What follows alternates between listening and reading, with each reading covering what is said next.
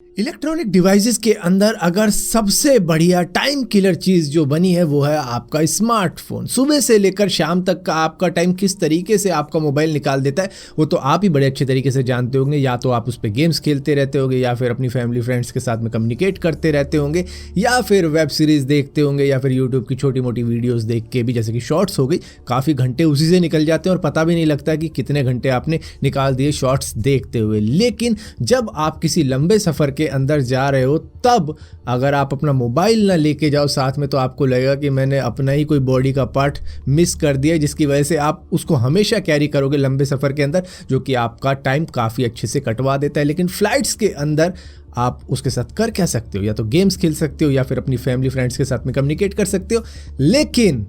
वो आपके फ़ोन को स्विच ऑफ करवा देते हैं या फिर एयरप्लेन मोड में डालने को कहते हैं ताकि आप सेलुलर नेटवर्क से कनेक्टेड ना रहो। लेकिन सवाल उठता है कि वो ऐसा क्यों करते हैं? दरअसल ऐसा माना जाता है कि आपके डिवाइस का ट्रांसमिशन इंटरफेरेंस कर सकता है एयरक्राफ्ट के नेविगेशन इक्विपमेंट के साथ में। लेकिन क्या ये सच बात है? क्या आपका फ़ोन इतना ज़्यादा खतरनाक है कि वो किसी एयरक्राफ्ट को क्रैश भी करवा सकता है, या फिर ये सिर्फ अपनी प्रीमियम सर्विस को बेचने के लिए किया जाता है? क्योंकि देखा जाए अगर आपकी फ्लाइट कई घंटों की है, मान लो 10 घंटे की हो गई, 12 घंटे की हो गई, और कई कंट्री के अंदर 18 घंटे भी लग जाते हैं पहुंचने के लिए, तो भैया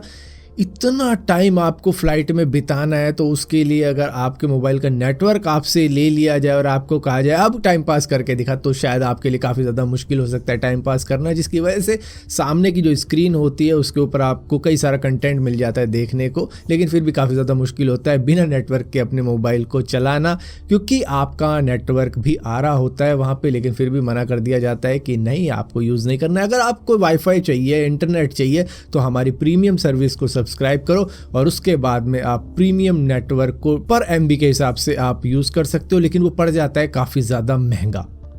मतलब उसका बिल एक बार तो विराट कोहली को लाखों में आया था और उनके घर से कॉल आई थी कि भाई क्या चल रहा है, इतना ज्यादा बिल आ चुका है ये मोबाइल नेटवर्क का ही। तो अगर आप में से किसी को लग रहा है कि वो अपने प्रीमियम वाईफाई की सर्विस को बेचने के लिए ऐसा करते हैं, तो शायद जवाब आपका सही भी हो सकता है। लेकिन अगर प्लेन को डेंजर में पहुंचाने की बात है कि आपका मोबाइल उसको क्रैश भी करवा सकता है, तो ऐसा हो भी सकता है, ऐसा नहीं भी हो सकता, क्योंकि कई सारे पैसेंजर्स की जिंदगी का सवाल होता है ये। तो यहाँ पर इन चीज़ों को समझने के लिए हमें समझना पड़ेगा कि हमारा डिवाइस काम किस तरीके से करता है। दरअसल वायरलेस नेटवर्क को हासिल करने के लिए, जो कि सेलुलर फोन टावर से हमको मिल जाता है, वहां से अपने मोबाइल को कनेक्ट करने के लिए आपका मोबाइल फोन एक low power radio wave transmitter बन जाता है, जो कि करीबन 0.25 वॉट पर काम कर रहा होता है और सीधा ही सेलुलर टावर से लिंक हो जाता है। और इसी के साथ साथ ये रिसीवर भी बन जाता है, क्योंकि ये सिग्नल को रिसीव भी तो करता है। अगर सेलुलर टावर आपके डिवाइस के पास में होता है तो आपके डिवाइस को ज्यादा पावर लगाने की जरूरत नहीं पड़ती है सिग्नल को मेंटेन करने के लिए। लेकिन जब टावर दूर होता है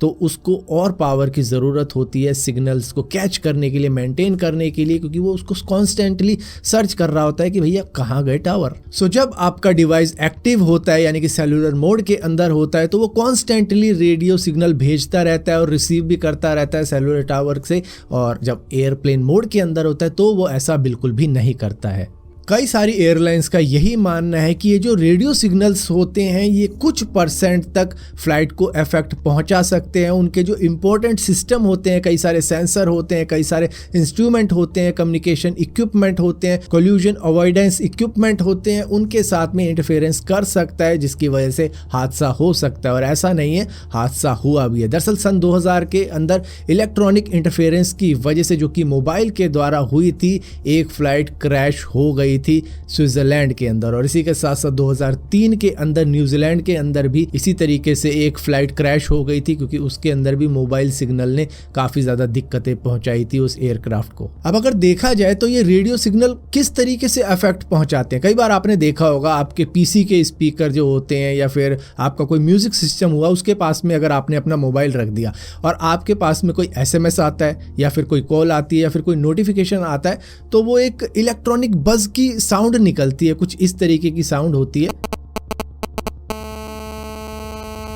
तो इस तरीके की नॉइजेस पायलट के हेडफोन में आ सकती हैं, जो कि कॉन्स्टेंटली एयर कंट्रोलर के साथ में कम्युनिकेट करता रहता है और उसको बातें समझने में, सुनने में, कम्युनिकेट करने में काफ़ी ज़्यादा मुश्किल हो जाता है इन इलेक्ट्रॉनिक बज़ की वजह से। अब आपके स्पीकर के पास में तो सिर्फ एक मोबाइल है, लेकिन उस प्लेन में बैठे पैसेंजर्स के पास में कितने सारे मोबाइल हो सकते हैं, तो कितने सारे रेडियो सिग्नल कॉन्स्टेंटली एयरक्राफ्ट के ऊपर आ रहे हैं, जा रहे हैं, जिसकी वजह से पायलट को काफ़ी ज़्यादा दिक्कतें हो सकती है कम्युनिकेट करने में, प्लेन को लैंड करवाने में, उसको मैन्यूवर करने में, उसको समझने में कि एयर कंट्रोलर क्या कह रहा है। तो इस कम्युनिकेशन के अंदर काफ़ी ज़्यादा दिक्कतें हुई थी 2003 और 2002 में, जिसकी वजह से क्रैश भी हुए थे प्लेन। हालांकि अब जो मॉडर्न एयरक्राफ्ट आते हैं उनके अंदर सेंसिटिव इलेक्ट्रॉनिक इक्विपमेंट के अंदर पहले से ही शील्ड लगा दी जाती है, जिससे कि रेडियो वेव से वो बच जाते हैं। और इसी वजह से यूरोपियन एविएशन सेफ्टी एजेंसी ने अनाउंस कर रखा है कि भैया मोबाइल डिवाइसेस या कोई भी इलेक्ट्रॉनिक डिवाइसेस